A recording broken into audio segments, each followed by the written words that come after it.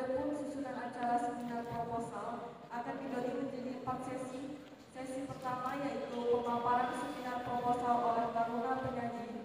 Sesi kedua yaitu tanya jawab dari rekan-rekan taruna dan taruni. Sesi ketiga yaitu pemberian tanggapan dari dosen pembahas serta tanggapan dari dosen pembimbing. Dan sesi yang terakhir yaitu pembacaan berita acara hasil seminar. Baiklah, kita mulai sesi yang pertama, yaitu pemaparan seminar proposal. Kepada Anastasia Ayuni dipersilakan. Bismillahirrahmanirrahim. Assalamualaikum warahmatullahi wabarakatuh. Sebelumnya saya mengucapkan terima kasih kepada Bapak Aristiono dan Bapak Aris Saifullah selaku dosen pembimbing 1 dan dosen pembimbing 2 saya. Dan saya mengucapkan terima kasih kepada Bapak Priyokaton selaku dosen pembahas serta rekan-rekan yang hadir pada pagi hari ini. Izinkan saya Anastasia Ayuni dengan nomor induk taruna 21303720 memaparkan hasil seminar proposal saya pada pagi hari ini dengan judul Dampak Pengadaan Tanah Terhadap Kondisi Sosial Ekonomi Masyarakat pada Pembangunan Kereta Cepat Jakarta-Bandung, Studi di Desa Tegaluar, Kecamatan Bojong Soang, Kabupaten Bandung. Selanjutnya, materi seminar proposal saya pada pagi hari ini yang terdiri dari 3 bab. Yang pertama bab 1 pendahuluan, yang kedua tinjauan pustaka, dan yang ketiga metode penelitian. Pada latar belakang, mengacu pada amanat yang tertuang pada Undang-Undang Nomor 2 Tahun 2012, yang selanjutnya diatur pada PP Nomor 19 Tahun 2021 dan sekarang telah diperbarui menjadi PP Nomor 39 Tahun 2023 tentang penyelenggaraan pengadaan tanah bagi pembangunan untuk kepentingan umum. Di mana arti kepentingan umum adalah kepentingan negara, bangsa, masyarakat yang harus diciptakan dan dimanfaatkan semaksimal mungkin untuk kemakmuran rakyat. Sebagaimana dimaksud, kegiatan ini melibatkan pihak yang berhak sesuai dengan skema ganti rugi dengan cara dan jumlah tertentu sesuai ketentuan pengadaan tanah. Pengadaan tanah memiliki 4 tahap. Yang pertama tahap perencanaan, persiapan, pelaksanaan, dan penyerahan hasil. Pemerintah diwajibkan menyediakan tanah yang diberikan untuk mendukung pembangunan nasional. Kegiatan penyediaan tanah untuk pembangunan dilakukan pada tahap persiapan. Seiring dengan meningkatnya pertumbuhan penduduk yang setiap tahun berbanding lurus dengan meningkatnya kebutuhan manusia, pemerintah Indonesia melakukan upaya yang terbaik untuk mengutamakan peningkatan kesejahteraan dan pemerataan pembangunan di berbagai daerah. Salah satunya yaitu pemerintah Indonesia, khususnya Presiden periode 2015 sampai dengan 2024 dengan dilaksanakannya proyek strategis nasional. Pembangunan infrastruktur salah satu program utama dalam memajukan pertumbuhan ekonomi di Indonesia. Salah satunya yaitu yang diresmikan pada tanggal 2 Oktober 2023 yaitu pembangunan kereta cepat Jakarta-Bandung atau yang disebut dengan WUSH. Keberhasilan pembangunan tidak terlepas dari peran pemerintah untuk memperoleh dukungan masyarakat dalam merealisasikan kebijakan pembangunan tersebut. Namun, pada kenyataannya pelaksanaan pengadaan tanah yang terjadi seringkali tidak sesuai dengan tujuannya karena menimbulkan perdebatan sehingga memerlukan koordinasi yang cermat untuk memastikan transparansi, keadilan, kepatuhan terhadap persyaratan hukum, dan perlindungan sosial. Next. Dari latar belakang saya, dimulai rumusan masalah saya yang pertama yaitu bagaimana dampak pengadaan tanah terhadap kondisi sosial dan ekonomi masyarakat pada pembangunan kereta cepat Jakarta-Bandung di Desa Tegaluar, Kecamatan Bojong Soang, Kabupaten Bandung. Yang kedua, apa kendala yang dihadapi saat akan mewujudkan dampak positif pengadaan tanah? Yang ketiga, apa solusi yang diterapkan untuk mengatasi kendala yang dihadapi saat akan mewujudkan dampak positif tersebut? Selaras dengan rumusan masalah saya, tujuan penelitian saya ini terdiri dari 3 juga, yaitu mengetahui bagaimana dampak pengadaan tanah terhadap kondisi sosial dan ekonomi masyarakat. Yang kedua, mengidentifikasi kendala yang dihadapi saat akan mewujudkan dampak positif. Yang ketiga, mengetahui dan menerapkan solusi untuk mengatasi kendala yang dihadapi saat akan mewujudkan dampak positif. Next. Manfaat penelitian saya terdiri dari 4.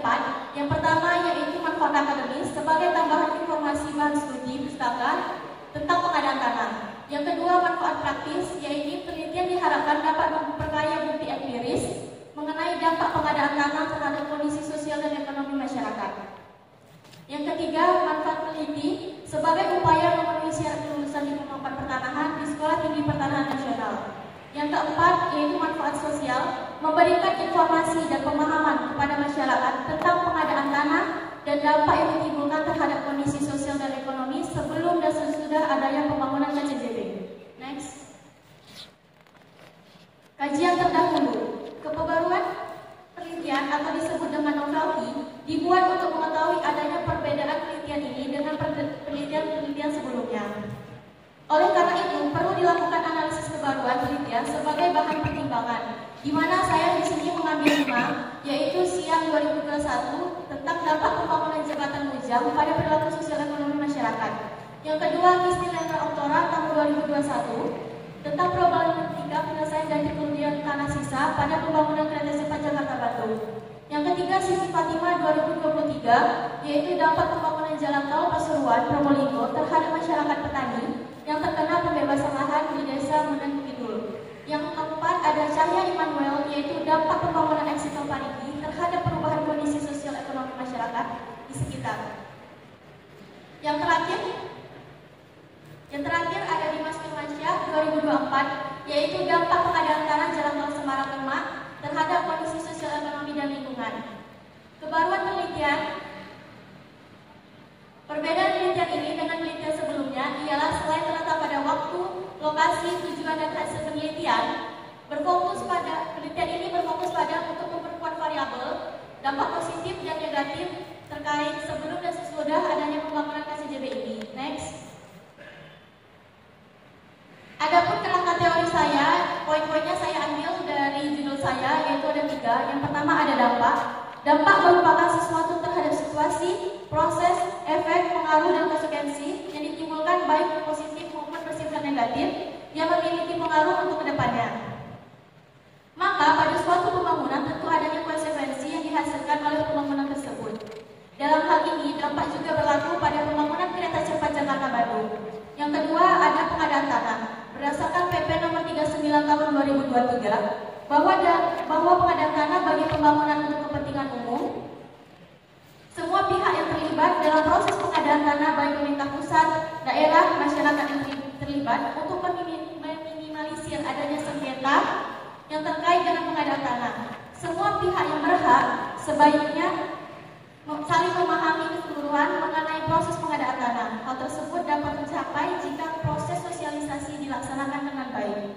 Yang ketiga ada sosial dan ekonomi, yaitu secara umum pengadaan tanah akan membawa perubahan kondisi sosial dan ekonomi pada saat sebelum dan sesudah ada pembangunan. Kebijakan pembangunan KCJB ditujukan untuk meningkatkan pertumbuhan ekonomi, pemerataan pembangunan dan diharapkan dapat meningkatkan kesejahteraan masyarakat, terutama masyarakat sekitar yang terkena dampak. Next. Selaras dengan latar belakang rumusan masalah dan tujuan penelitian saya dan juga kerangka teori, saya membuat kerangka pemikiran yang pertama yaitu pertumbuhan jumlah penduduk, di mana semakin meningkatnya pertumbuhan jumlah penduduk, maka meningkat pula kebutuhan masyarakat akan infrastruktur. Pemerintah mempunyai ide untuk pembangunan KCJB, di mana pembangunan tersebut ada pelaksanaan pengadaan tanah. Dalam pelaksanaan pengadaan tanah tentunya ada dampak dari pembangunan KCJB tersebut. Saya membagi menjadi 2, yaitu perubahan kondisi sosial dan perubahan kondisi ekonomi, di mana saya tetap mengambil data sebelum adanya pembangunan dan saya berfokus pada sesudah ada pembangunan, di mana di situ ada kendala dan fokusnya untuk mengatasi kendala. Next. Pada bab 3 yaitu metode penelitian. Metode penelitian yang saya pakai yaitu penelitian kualitatif dengan pendekatan deskriptif, di mana penelitian kualitatif memusatkan perhatian atau kajian pada keunikan dengan menggunakan logika ilmiah. Sementara pendekatan deskriptif dipilih sebagai kesempatan pada peneliti untuk memperoleh temuan berdasarkan fakta empirik sensus. Oleh karena itu, penelitian kualitatif dengan pendekatan deskriptif dapat menjawab bagaimana dan mengapa hal tersebut dapat terjadi dan memungkinkan di lapangan nanti. Yang kedua ada lokasi penelitian, di mana penelitian ini dilakukan di Desa Tegaluar, Kecamatan Bojongsoang, Kabupaten Bandung, dengan luas 756 hektar, dengan jumlah penduduk 17.928 dan 3 dusun, di mana stasiun pemberhentian terakhir berada di Desa Tegaluar tersebut. Selanjutnya ada operasional penelitian, di mana subjeknya saya memilih 6, yaitu pertama ada fasilitator, kepala seksi pengadaan tanah dan staf, yang ketiga ada kepala dan pengarahkan desa, yang keempat pengurus kelompok usaha, yang kelima pihak yang berhak, dan keenam tokoh masyarakat yang terdampak. Selanjutnya ada teknik pemilihan informan, yaitu saya memakai purpose sampling, di mana kita telah mengetahui siapa aja yang akan kita wawancarai nantinya. Pada penelitian ini jumlah informan perlu diketahui, karena apabila data dan informasi telah dirasa telah cukup, maka pencarian informasi dan data pada informan dihentikan. Selanjutnya teknik dan instrumen pengambilan data, di mana ada wawancara, kuesioner terbuka, observasi, dokumentasi, studi dokumen, dan alat pencatatan. Yang terakhir teknik ada analisis data. Yang pertama telaah awal seluruh data, yang kedua reduksi dan abstraksi, yang ketiga penyusunan satuan informasi, yang keempat pengelompokan satuan informasi terkecil dan penyusunan proposisional.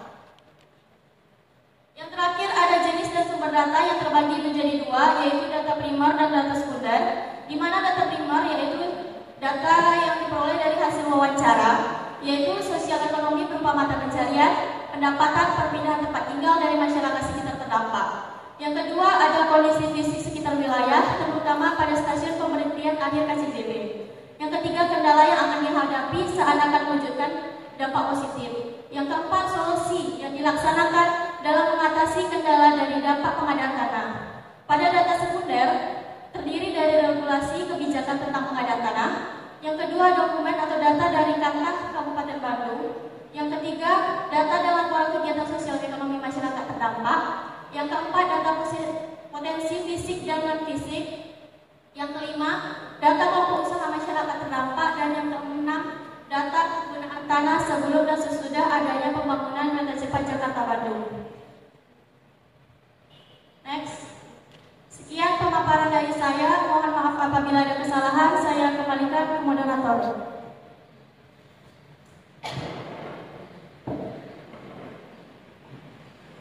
Baik, demikian pemaparan seminar proposal dari Taruna Penyaji. Sesi selanjutnya dipersilahkan kepada rekan-rekan yang ingin bertanya atau memberi masukan. Kepada peneliti dipersilahkan. Dibatasi 3 pertanyaan.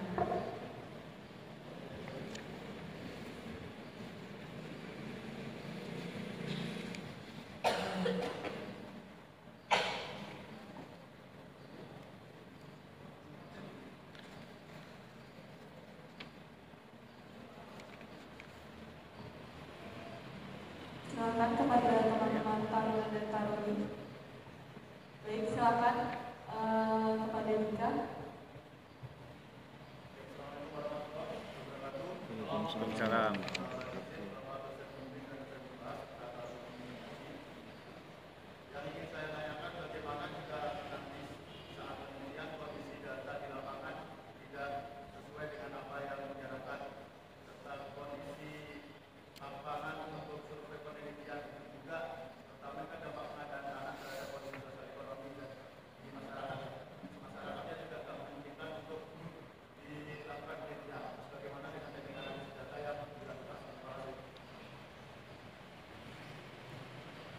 Baik, mungkin bisa langsung dilanjutkan kepada rekan yang bertanya.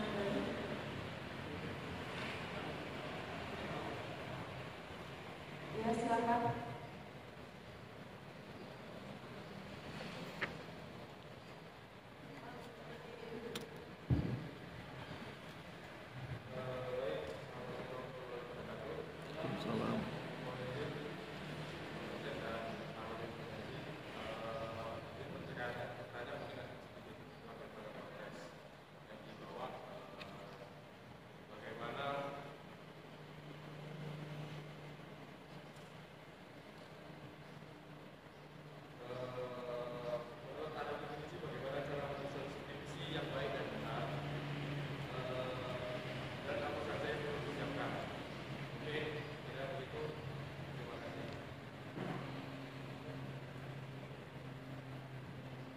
Baik, selanjutnya pertanyaan terakhir.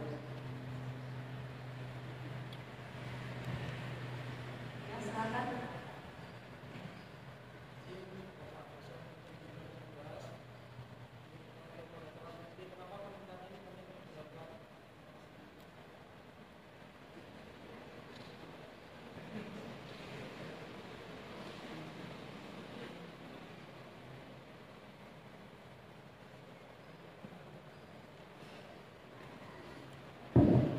Pada dasarnya dipersilakan. Baik, pada pertanyaan pertama tadi, bagaimana jika di lapangan nanti ternyata ada data penelitian yang tidak sesuai dan bagaimana teknik analisis datanya?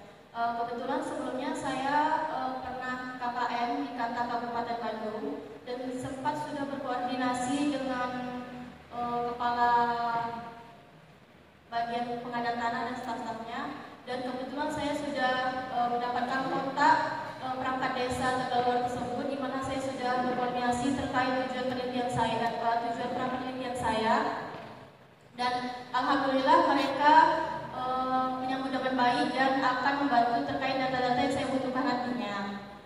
Jika memang ada data yang tidak sesuai, menurut saya itu bukan sebuah kesalahan, namun itu mungkin sebuah temuan baru, di mana mungkin awalnya saya ingin mencari dampak positif dan negatif sosial ekonomi, tetapi pada saat penelitian nanti saya menemukan faktor-faktor lain, misalnya seperti selain dari sosial ekonomi tersebut.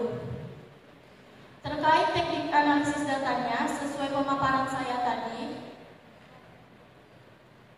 pada slide terakhir nomor 2, di mana terbagi menjadi 5. Bagian teknik analisis data yang terbagi menjadi 5, yaitu telaah awal seluruh data, di mana nantinya saya berusaha untuk mencari data-data atau informasi yang penting-penting aja. Dan yang kedua, reduksi dan abstraksi. Dan yang ketiga, penyusunan satuan informasi. Dan keempat, pemampukan satuan informasi terkecil dan penyusunan proporsional. Pada pertanyaan yang kedua, dari Taruna tingkat 2, bagaimana cara menyusun skripsi yang baik dan benar? Apa yang perlu disiapkan? Menurut saya, mungkin sekarang ini masih proposal ya. Proposal yang baik dan benar itu terdiri dari judul yang spesifik dan jelas, latar belakang yang kuat, dan tujuan penelitian yang jelas, serta menggunakan metodologi yang tepat. Dan juga daftar pustakanya juga harus valid dan relevan dengan apa yang kamu bahas. Misal, kamu suka terkait satu tema. Mungkin kedepannya ketika kamu menjalani atau melaksanakan pekerjaan proposal tersebut, kamu akan senang karena merasa kamu menguasai tema tersebut, kamu paham akan tema tersebut. Dan saya pernah dinasihati oleh satu dosen, dia bilang kalau skripsi itu adalah seni, di mana seni bagaimana cara kita berpikir, bagaimana cara kita merangkai kata. Dan juga nantinya kamu punya dosen pembimbing, di mana di situ kamu juga bisa bertanya lebih jelas kepada dosen pembimbing kamu. Terus ketika penyusunan proposal atau skripsi, pastikan apa yang kamu buat bukan cuma hanya kamu yang paham, tetapi buat orang lain juga paham dengan apa yang kamu buat. Dan untuk pertanyaan yang ketiga, jelaskan mengapa penelitian Anda penting untuk dilakukan. Berdasarkan data dan tinjauan pustaka yang setelah saya baca, penelitian ini penting dilakukan karena adanya permasalahan yang muncul berupa dampak dari pengadaan pembangunan. Selaras dengan tujuan penelitian saya, yang diharapkan juga dapat memberi solusi nantinya. Lokasi penelitian ini juga mempunyai karakteristik di mana desa tersebut sebagai desa pemberhentian terakhir stasiun kereta cepat Jakarta Bandung. Mungkin hanya kurang lebih itu yang bisa saya sampaikan. Saya kembalikan ke moderator. Baik, terima kasih kepada Anastasia. Berikutnya kami persilahkan kepada dosen pembahas untuk memberi tanggapan atas pemaparan seminar proposal yang telah dipaparkan oleh Taruna Penyaji. Yang pertama kami persilahkan kepada Bapak Priyokarto Prasetyo, SSIT MSI, selaku dosen pembahas. Kepada Bapak kami persilahkan. Ya, Mas kita waktu yang diberikan, Mas Aris, siapa? Ya, izin duluan ya, Pak. Oke, tadi saya sepakat dengan pertanyaan yang terakhir. Oke, kenapa penelitian ini penting? Nah, maka kalau tadi dalam penelitian menjawab adanya dampak positif negatif, itu harusnya tergambar dalam pendahuluan. Ya, nanti disusun ulang seperti apa sih? Misalkan, ya, harapannya pengadaan tanah itu menyebabkan, ya, misalkan dalam halaman 2 itu ya, harus dianggap sebagai peluang meningkatkan kesejahteraan. Oke, itu kan positif harapannya. Realnya seperti apa di desa itu? Nah, kalau sudah seperti itu, ya, maka problemnya itu akan jelas di situ. Ya. Kalau harapannya itu orang makan itu kenyang itu isinya tercukupi, harusnya terrefleksi dalam bentuk badannya misalkan gede begitu. Tetapi ini kok doyan makan kok kecil, jangan-jangan cacingan, itu problem. Nah, maka itu harus disusun ulang dalam hal ini. Kalau tadi peneliti ngomong positif negatif, ya tunjukkan mana yang positif, mana yang negatif berdasarkan apa yang sudah diperoleh sementara dalam penelitian itu. Nanti baru bisa muncul, ya, oh begitu ya. Itu yang pertama.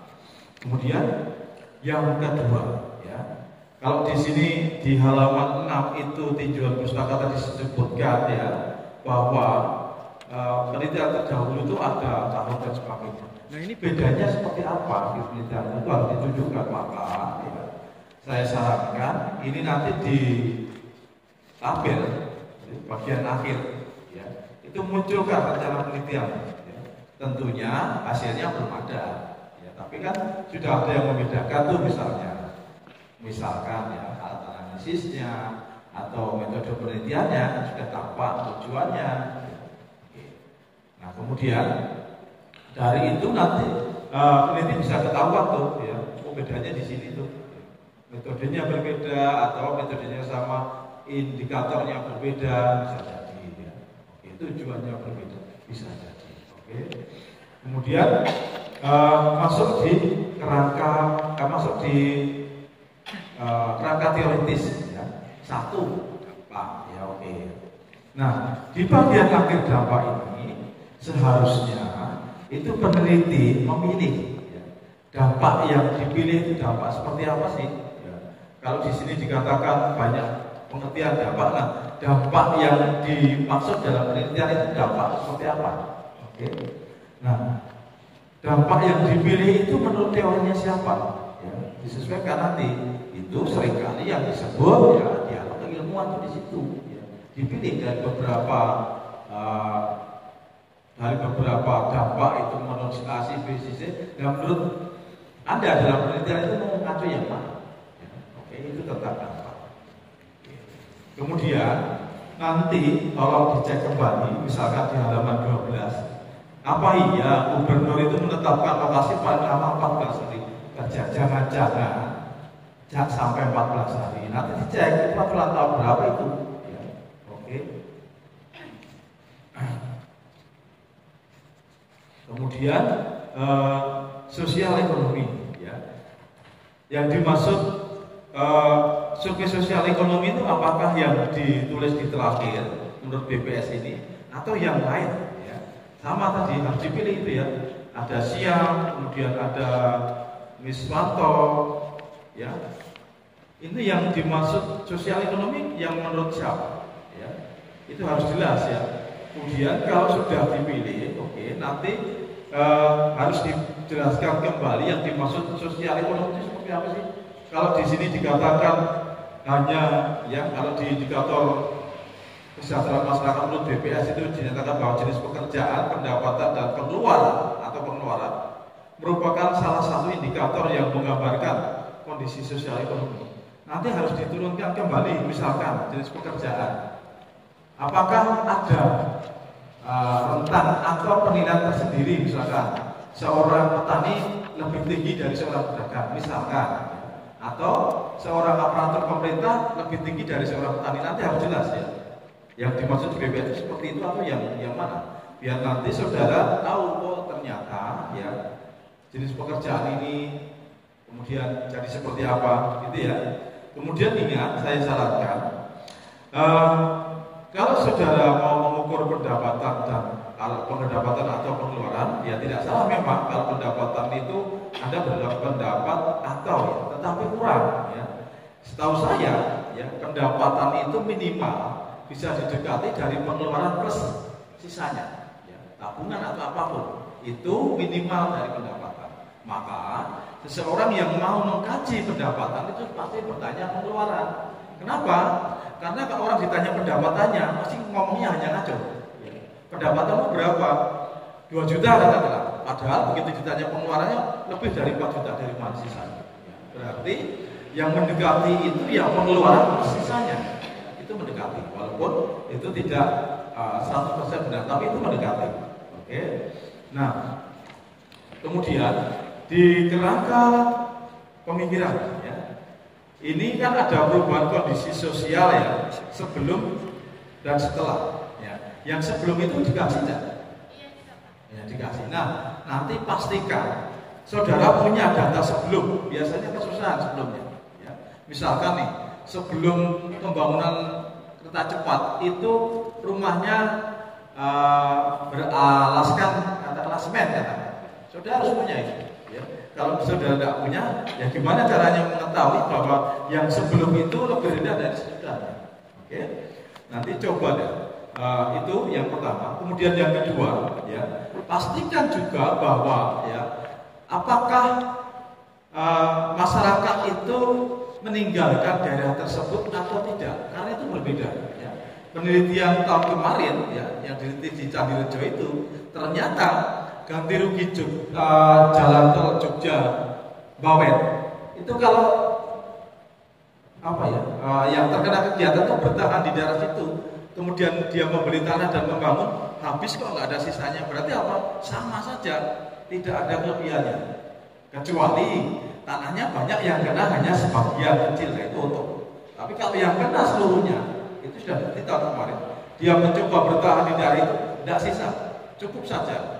Dia beli tanah lagi, membangun lagi, habis, selesai. Tidak ada yang statement yang pertama tadi untuk lebih meningkatkan, berarti bisa terpatahkan dari lewat satu penelitian, walaupun itu mungkin masih perlu representasi yang lain. Oke. Nah, kemudian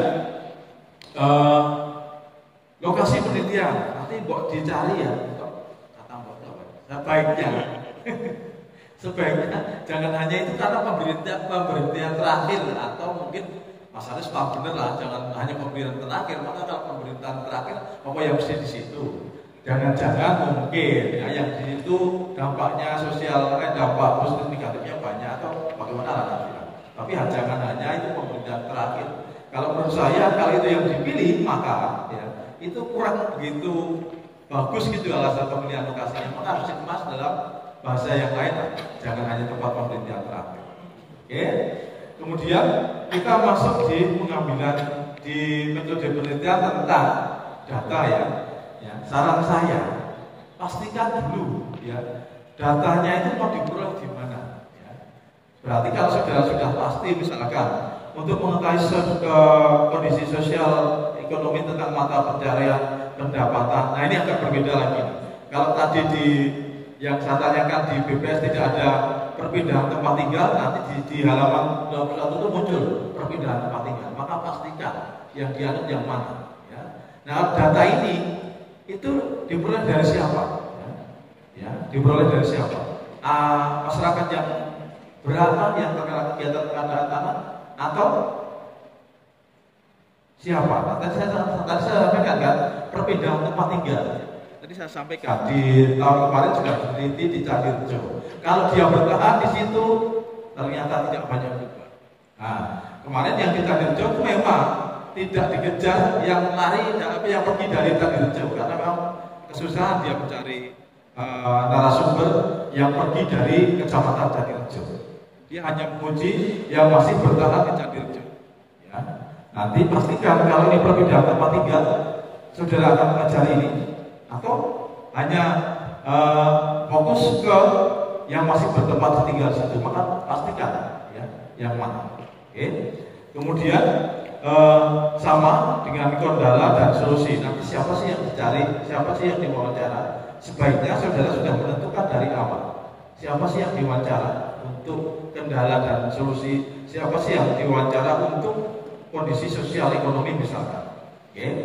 Nah, kemudian ini data sekunder sekarang. Ya. Nah, kalau Anda berbicara tentang data sekunder misalkan data potensi fisik dan non fisik, ya, data potensi fisik dan non fisik, data kelompok usaha masyarakat, kemudian data penggunaan tanah, pastikan itu keterkaitannya dengan penelitian yang akan saudara lakukan. Kalau memang itu tidak terkait ya nggak usah ditulis, tapi kalau terkait pastikan itu ada ya. Untuk apa sih data-data itu? Potensi fisik dan non fisik misalkan, ya, itu untuk apa? Ya, pastikan itu bermanfaat untuk penelitian yang akan saudara lakukan. Itu dulu Mas Res, Pak Arif, dan terima kasih. Baik, terima kasih kepada Bapak Priyokarto atas tanggapan dan sarannya selaku dosen pembahas. Selanjutnya, tanggapan dari dosen pembimbing 1 dan 2, waktu dan tempat kami persilakan. Baik, terima kasih. Saya dulu. Assalamualaikum warahmatullahi wabarakatuh. Waalaikumsalam warahmatullahi wabarakatuh. Terima kasih Pak Anton atas masukannya. Ya, nanti kita coba cermati lagi agar hasilnya jauh lebih tajam, lebih bagus. Ya. Ini saya menambahkan juga bahwa ini sedikit ya.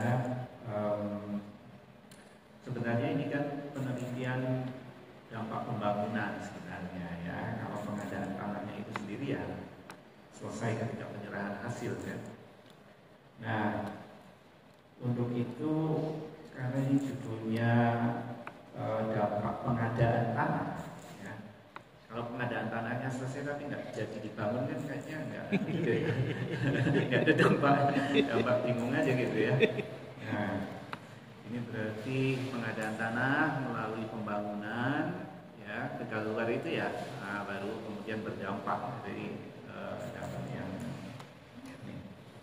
Nah, saya kebetulan korban pengadaan tanah. Nah, jadi ternyata pengadaan tanah itu sendiri berdampak ketika apa? Ketika masih dalam proses persiapan, pelaksanaan, ya itu kita sudah resah tuh, sudah antar tetangga tuh sudah saling juga tuh panas gitu ya.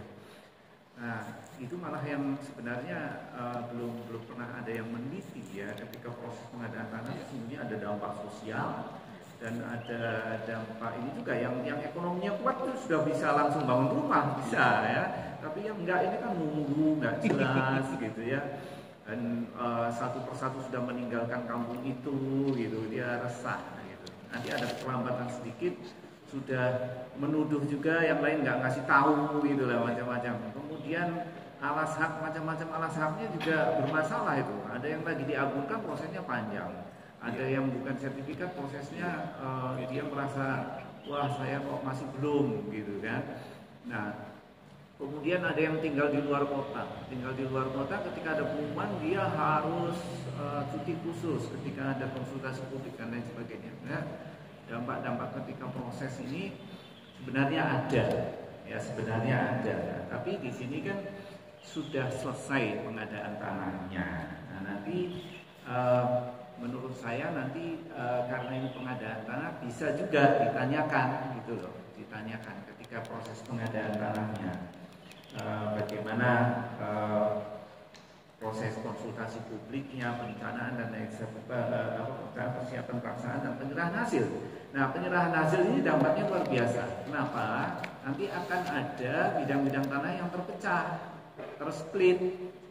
Nah, pada tempat-tempat tertentu itu menimbulkan masalah di-split, tapi sampai saat itu belum diserahkan, belum dibalik nama, macam-macam itu, ya. Apalagi bersenggolan nanti dengan misalnya dengan ada konflik di situ. Nah, itu justru barangkali ya, feeling saya adakah sisa-sisa dampak pengadaan tanah yang belum tuntas gitu ya, belum tuntas. Nanti coba digali, barangkali masih ada. Saya belum terima sertifikatnya, saya masih konflik dan lain sebagainya. Saya tanahnya menjadi lebih sempit, gitu ada sih. Kenyataannya, saya sempit, tapi mau komplain tuh, mau ngukur ulang, biaya ukur ulangnya jauh lebih tinggi daripada sisa tanahnya itu. Jadi nggak mau. Itu yang terjadi. Nah, ada juga yang kena sedikit sekali, itu waduh, itu bermasalah juga. Nah, ini mungkin bisa digali hal-hal begitu ya. Kemudian dampak ekonomi pada objek juga mungkin perlu dilihat. Misalnya harga tanah menjadi lebih tinggi atau lebih rendah. Tapi kalau itu tempat keluar ya logikanya tentu lebih tinggi. Ya, tapi belum tentu juga untuk yang kena separuh-separuh itu atau yang kena di tempat-tempat yang bukan di tempat yang strategis gitu, yang malah mungkin turun ya. Nah, jadi ini memang unik ya di dalam pembangunan mengenai tanah ini. Tapi saya ada yang kelupaan, mungkin mestinya tetap berteori pada faktor-faktor yang mempengaruhi pembangunan, harus itu terhadap program pemerintah dan sebagainya. Itu gimana sih faktor-faktornya itu? Nah, itulah yang kemudian dicari di sana, dikonfirmasi di lapangan, faktor-faktor itu ya, diwawancarai macam-macam gitu ya. Kita tidak lepas begitu saja kemudian kita menyimpulkan sendiri, tetapi kita sudah ada teori yang menjadi panduan sehingga kita tidak keliru di dalam melakukan wawancara ya. Jadi alas hak juga nanti mungkin sebelumnya apa, sekarang apa mungkin ya, itu kita juga tanya. Jadi satu masukan saja mungkin pada siang ini, sebaiknya ada IP 4T sebelum dan sesudah. Ada inventarisasi basisnya bidang-bidang tanah ya, sebelum dan sesudah. Nah, dari situ basis itu akan mudah kita akan menganalisis, karena kita akan tahu oh itu tanahnya memang tanah kosong, bukan tempat tinggal gitu ya. Oh ini yang pindah dan lain sebagainya. Itu kita bisa lebih detail dalam melakukan wawancara nanti ya. Jadi IP 4T-nya dicari, basisnya bidang tanah ya. Kalau yang belum ada bidang tanah nggak apa-apa, gambar aja. Oh ini masih alas haknya A gitu ya. Kemudian setelah ada pembangunan jadi separuh jadi bersertifikat nomor sekian milik siapa dan lain sebagainya. Nah itu saya kira cukup menarik kalau kita. Pada prinsipnya saya tertarik dengan skripsi ini. Silakan nanti kita putuskan ya Pak Aris ya, ya perbaikan yang biasalah ya. Baik, saya kira cukup dari saya pada Pak. Selanjutnya Pak Aris ya, persilakan. Langsung ya. Pertama saya ingin apresiasi dulu pada 3 mahasiswa yang bertanya tadi, karena sepertinya di STPN itu paling susah memancing mahasiswa bertanya ya. Pengalaman saya mengajar itu setiap saya tanya, siapa yang mau bertanya? Nggak ada yang bertanya. Padahal pengalaman saya ketika jadi mahasiswa, dosen itu paling senang kalau mahasiswa bertanya. Kenapa saya jadi dosen? Karena ketika kuliah saya selalu bertanya dan saya selalu menggunakan buku yang berbeda dengan yang digunakan dosen. Jadi kalau dosennya pakai buku A, saya gunakan buku B, jelas berbeda kan? Dan dosennya suka itu, maka kemudian nanti rasa harus kalau kopi jadi dosen. Jadi saya disumpahi jadi dosen dengan dosen saya, dan sekarang terkabul sumpahnya. Jadi dosen itu suka kalau Anda bertanya, dosen itu suka kalau Anda berpikir kritis, karena bagi dosen berdebat di kelas itu sangat menyenangkan. Jadi dosen nggak gentar menghadapi 1000 mahasiswa. Jadi kami happy ketika mahasiswa bertanya. Saya ingin apresiasi. Pertama, ketika ada pertanyaan, bagaimana ketika data tidak sesuai dengan yang diharapkan. Oleh sebab itu, maka kami, dosen pembimbing, dosen pembahas, wanti-wanti sejak awal menjaga agar data itu aman terkendali. Bagaimana caranya? Pertama, tentu ada konsep yang disebut prasurvei. Ada konsep yang disebut mempersiapkan jejaring agar kemudian data lebih mudah dipahami, lebih mudah didapat, gitu ya. Jadi maka kemudian yang disebut dengan antisipasi. Itu cara agar datanya aman terkendali. Kemudian pertanyaan kedua, cara menyusun skripsi yang baik dan benar. Bagaimana caranya? Caranya gampang, ikuti kuliah metodologi penelitian. Maka kalau Anda kuliah dengan sungguh-sungguh, itu nanti dapat materi itu.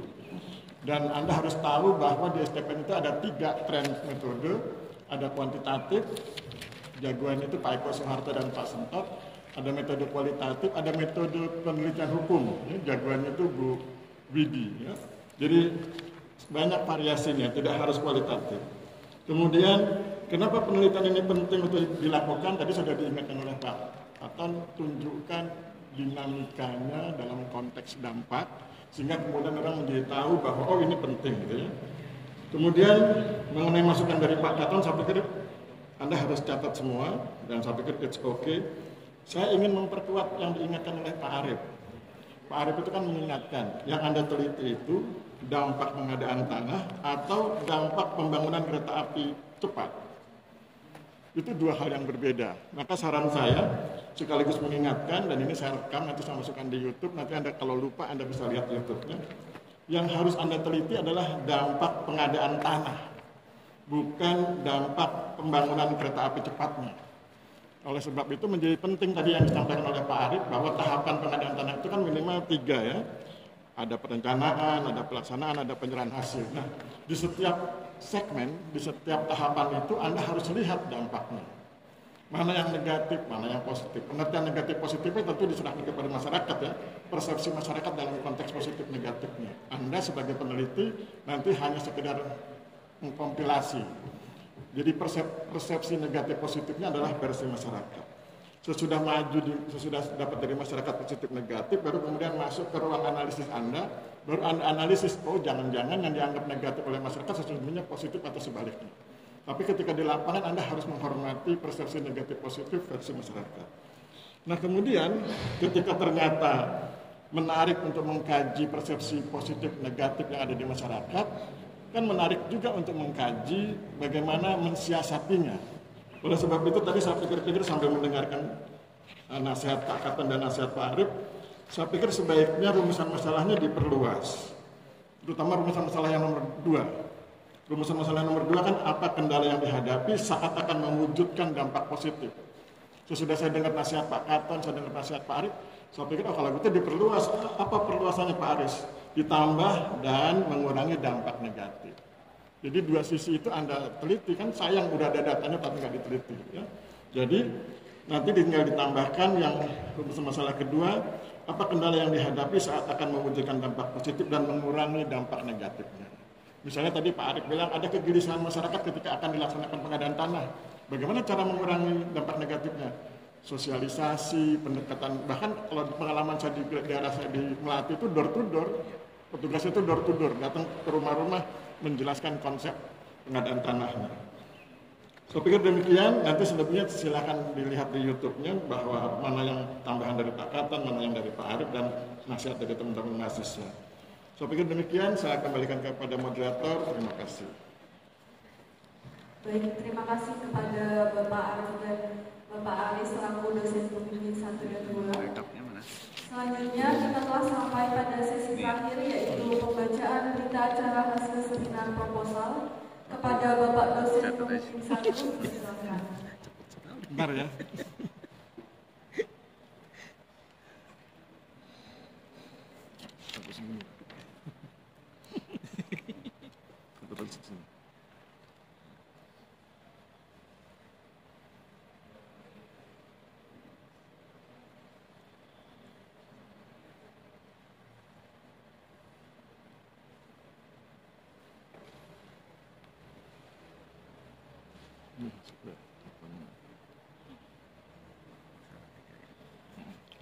Nomor 13 ya. Saya bacakan ya. Oke, saya bacakan hasilnya. Bismillahirrahmanirrahim. Pada hari ini Senin tanggal 3 Maret 2025 bertempat di ruang pendopo. Kemarin waktu disebut pendopo saya pikir, wah siapa yang mau hadir? Ternyata ada juga. Saya pikir seluruh mahasiswa akan menghadiri Anastasia. Oke, di ruang pendopo. Nama penyaji Anastasia Ayuni, judulnya dan seterusnya begitu ya. Kami bertiga sepakat melalui WA ya. Kami tidak ngobrol memang. Kami bertiga sepakat bahwa masih banyak yang harus diperbaiki dari skripsi, dari proposal ini. Kenapa harus diperbaiki? Justru untuk keselamatan peneliti, keselamatan akademis dan keselamatan sosial gitu ya. Jadi agar Anda nanti penelitiannya bagus, berkualitas, maka kami pikir harus segera diperbaiki. Kemudian dengan demikian kami nyatakan bahwa proposal ini diterima dengan perbaikan. Kemudian waktu perbaikannya seminggu ya Pak? Seminggu aja. 7 hari. Kemudian nanti penelitiannya cukup 30 hari. Ya. Kalau 30 tahun kelamaan. 30 hari. Ya. Nanti tanggalnya diisi. Oke, saya pikir demikian. Mbak Anastasia Ayuni, selamat. Mudah-mudahan Tuhan memberkati. Terima kasih. Wabillahi taufiq wal hidayah. Wassalamualaikum warahmatullahi wabarakatuh.